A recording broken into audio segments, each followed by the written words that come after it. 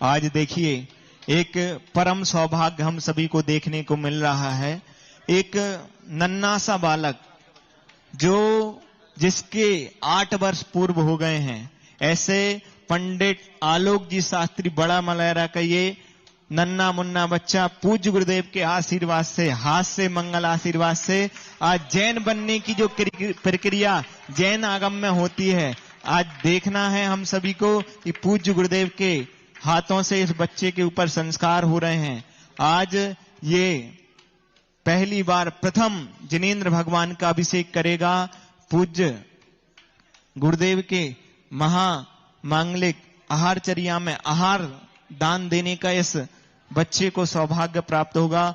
हम सभी को भी अपने छोटे से नन्हे मुन्ने बच्चों को अगर जैन बनाना है तो बस यही संस्कार विधि है जो अपने बच्चों को इस धर्म के जोड़ने के लिए प्रारंभिक करती है। इसलिए हम सभी भी अपने बच्चों को 8 वर्ष पूर्ण होने के बाद पूज्य गुरुदेव के सानिध्य में होने लाएं और पूज्य गुरुदेव के श्री हाथों से इसको जैन बनाने की जो प्रक्रिया है उसको हम सभी अपने जीवन में अपनाएं।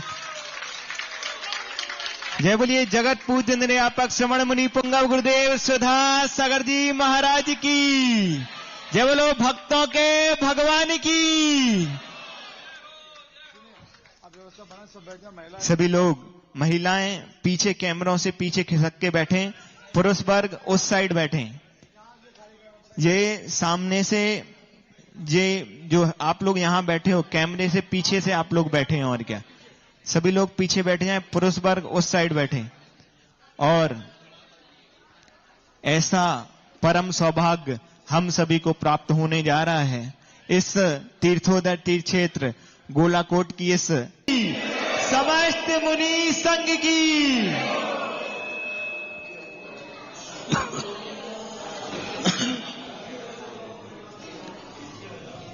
दुनिया में हम आज से नहीं आए हैं, जब से दुनिया है तब से हम हैं, और जब तक दुनिया रहेगी तब तक हम रहेंगे। कल अपन ने इस बात पर समझने का प्रयास किया था कि हमें एक बार ये अनुभूति हो जाए कि मैं कल था, बस इसी अनुभूति की कमी है। और वो अनुभूति पर प्रत्यय रूप नहीं है, भगवान भी नहीं करा सकते, गुरु भी नहीं करा सकते, वो स्वयं ही आत्मा में से प्रकट होना चाहिए। कितनी बड़ा व्यापार करो, उसमें पहले स्वयं की कुछ पूंजी होना चाहिए। तुम्हारे पास कोई पूंजी ही नहीं है तो तुम्हारी जिंदगी नहीं चलने वाली। 3 लोग बिना पूंजी का धंधा करते हैं, जिनके पास कुछ भी नहीं है, बिना पूंजी का धंधा करते हैं 3 लोग। धंधे वाली बात कह रहा हूं, नौकर वाली नहीं। नौकर तो बिना पूंजी की नौकरी करते ही है। बिना पूंजी का धंधा 3 है, एक डॉक्टर का, एक वकील का और एक इंजीनियर का। इनके पास कुछ भी नहीं है, एक टेबल है, टेबल क्लॉथ है, एक लेटर पैड है और एक कलम है, बस। इन 2 से वो अपना शुरुआत कर सकता है। सबसे सस्ती पूंजी यदि 3 लोगों को लगती है, वकील साहब को कुछ नहीं, इंजीनियर को भी, कलम और कागज का, बस 3 चीजें इनके पास हैं। ये जहां जंगल में कहीं भी चले जाओ, क्योंकि हर स्थान पर बीमार मिलेगा। यदि इतने मात्र से काम शुरुआत हो सकती है, वो बात अलग है कि फिर बहुत सारे थिएटर खोलना पड़ते हैं वो, लेकिन इसके पहले सबसे महंगी पढ़ाई कौन सी है? डॉक्टरी की। तो पूंजी तो कम लगेगी, लेकिन पूंजी लगाने के पहले पूरी लगा लेते हैं। ऐसे ये संसार में जीना है तो चाहे पहले पूंजी लगाओ इसको जानने में, अथवा इस संसार में रहने के पहले तुम्हारी खुद की वक़्त क्या है, खुद की पूंजी क्या है, कमाई की पूंजी नहीं। स्वयं की पूंजी क्या है? लोन भी मिलेगा तो कुछ ना कुछ तो होगा तभी।